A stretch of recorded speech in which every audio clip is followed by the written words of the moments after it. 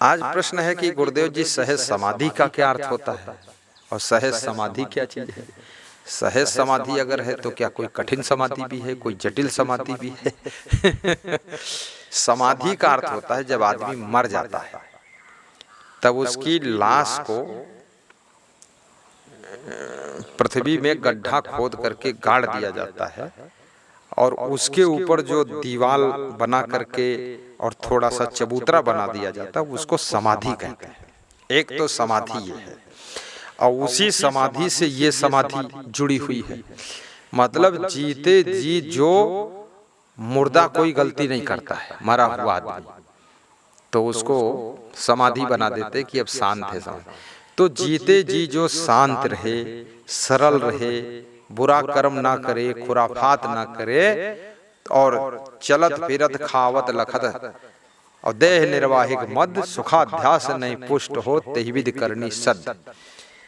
चलता फिरता रहे, फैक्ट्री चलाए, दुकान खोले, बिजनेस करे, राजनीति करे, खेती बाड़ी करे, नाना धंधा करे, अपना परिवार भी चलाए या ना परिवार है तो ऐसे आश्रम अपना चलाए, लेकिन सहज भाव से, सरलता के साथ, नम्रता के साथ, लोड मान कर नहीं और प्रसन्न चित्त है, तो समझ लो उस व्यक्ति के कार्य सब ऐसे हैं कि उसके जीवन में सहज समाधि ही लगी हुई है।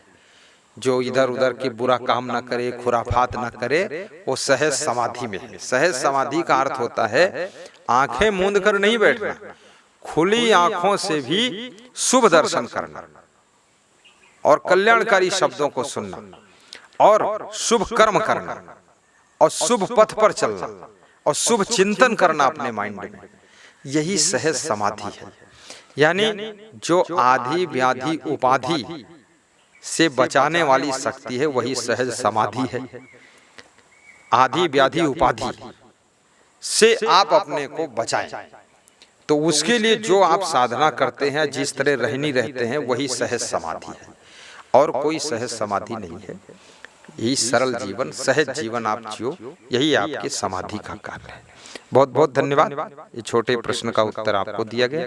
अब एक प्रश्न और है, गुरुदेव जी अध्यात्म में ध्यान का क्या महत्व है, ध्यान करने से क्या लाभ है। ध्यान का महत्व अध्यात्म में नहीं, ये भौतिक जीवन में भी महत्व है, पारिवारिक जीवन में भी महत्व है, राजनीतिक जीवन में भी महत्व है। ध्यान का मतलब है सारी हलचल और चंचल और भागम भाग जिंदगी में कम से कम 10 मिनट शांति से आपने आंखें बंद करके ध्यान लगाया, बैठे, तो आपको ये शांति की अनुभूति होती है ध्यान से। और जो बहुत हलचल थी, हड़बड़ी थी और गड़बड़ी थी और भगदड़ थी, उससे भी आप थोड़ा सा स्थिर हो जाते हैं और आपको शांति की प्राप्ति होती है। तो ये ध्यान तो सबके लिए बहुत अच्छी चीज है और ये ध्यान करना चाहिए। अब ये है, कई बार लोग ध्यान, तो कोई भगवान का ध्यान करता, कोई देवी देवता का ध्यान करता है, कोई ध्यान करने के लिए बैठता है तो उसका ध्यान लगता ही नहीं है, उसके अंदर खुराफात का ध्यान आता है, कुछ बुराइयां ध्यान में आती हैं, गंदा गंदा ध्यान आ जाता है। तो पहले मन पवित्र होगा तो ही आपका ध्यान लगेगा। तो मन पवित्र करने के लिए सत्संग खूब करना पड़ेगा आपको। पारक दृष्टि प्रबल जब सत्संगत जोर रात बिना चिंतन करे तब पावे कहूं ठौर, ऐसे आपको ठौर ठिकाना नहीं मिलेगा। इसलिए आप पहली बात सत्संग खूब कीजिए, आपका मन निर्मल हो जाए और भक्ति कीजिए ताकि आपका चित्त शुद्ध हो जाए, फिर आपका ध्यान लग जाएगा।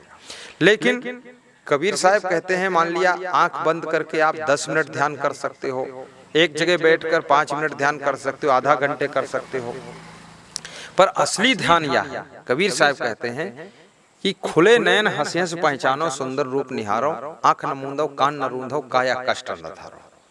कबीर साहब कहते खुली आंख से ध्यान करिए। आपका ध्यान कभी विचलित होना ही नहीं चाहिए।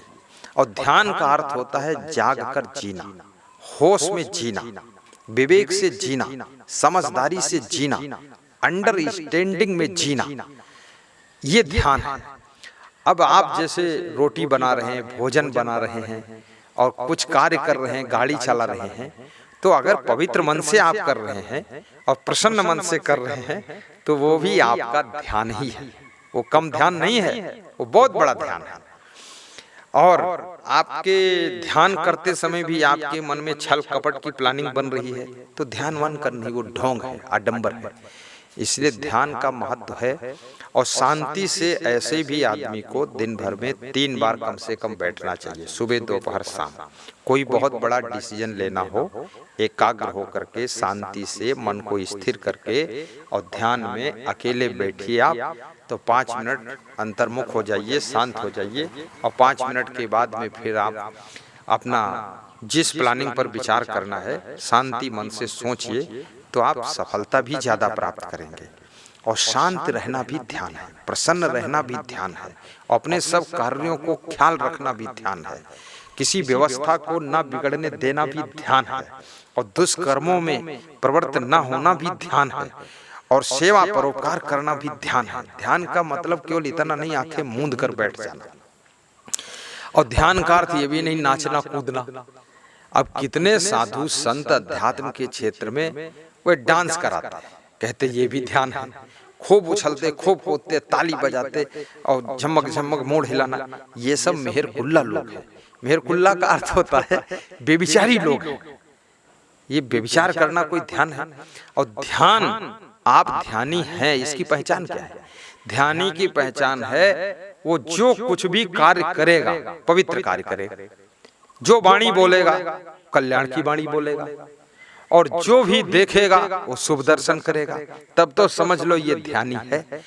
और आंखें मूंद कर बैठा या खूब झूम रहा है, नाच रहा है, डांस कर रहा है और गंदे दृश्य कर रहा है, खूब कमर हिलाता है और लोगों के अंदर वासना जागृत करता है, तो ये ध्यानवान कुछ नहीं है। ये सब लोगों को मूर्ख बनाना है, और इसमें भी बहुत सारा लोग मूर्ख बना हुआ है। और कितना ये आध्यात्मिक क्षेत्र में भी लोग बड़ी नौटंकी शुरू है इसमें।